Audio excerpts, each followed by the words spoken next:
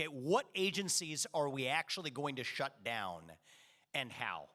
I mean, the final real myth here that I think we got to pay attention to is this idea that the administrative state, as we know it, is somehow an impartial scientific management project that is able to take on what we the people can't be trusted with. This is what's actually at stake here. It is a skepticism of we the people and our ability to settle our differences on questions from climate change to racial injustice. See, the old world view was that the people can't be trusted.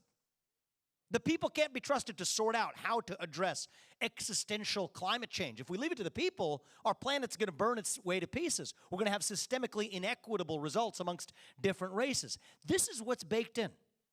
It is that old world monster rearing its head again that is fundamentally skeptical of a self-governing people.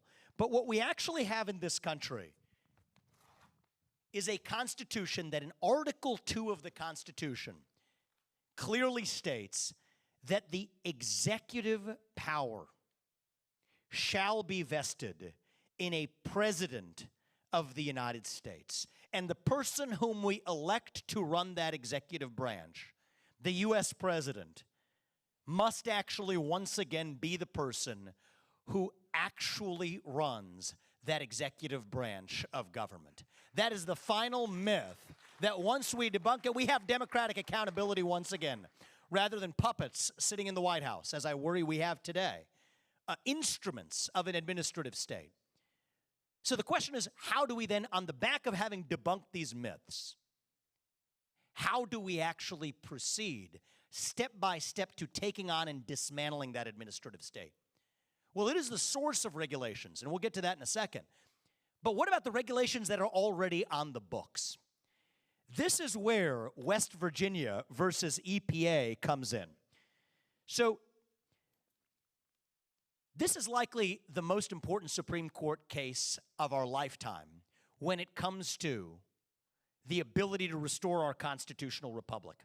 What the Supreme Court held here is that there are certain major policy questions. This is called the major questions doctrine, that have to be decided by publicly elected representatives, those who serve in Congress and those who serve in the U.S. Senate. These questions cannot be delegated without express congressional authority to third-party administrative agencies. So here there was a clean power plan perpetuated by the Obama administration that came from the EPA that restricted what coal industry participants could and couldn't do. And the reason they found that violated the major questions doctrine, this is really important, is that that would on net result in about $2,000 of added expense per American family. And that was a sufficiently major impact on the economy that it violated the ability of the administrative state to actually do it. Well, that was an outstanding decision, well argued from the current court, which I give the prior Republican president, President Trump, immense credit for giving us a court that came to the right place on this question. But now we have to take that to the next level. If those regulations in the Clean Power Plan were unconstitutional, then that quite literally means that most federal regulations, I don't use that colloquially, I mean that literally, a majority, quite likely an overwhelming majority of current federal regulations are unconstitutional under current law in the United States of America. And on day one, January 20th, 2025, it is the job and duty of the next president of the United States, under West Virginia versus EPA, to immediately rescind the effectiveness of a majority of those federal regulations. And I will give you a sense of how broadly that view actually spans, from independent contractor regulations that Obama had, Trump rolled back, Biden brought back.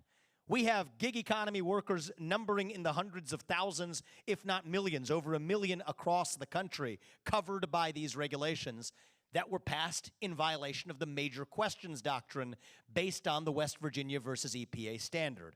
E-cigarette regulations from the FDA that are driving more of them into the black market.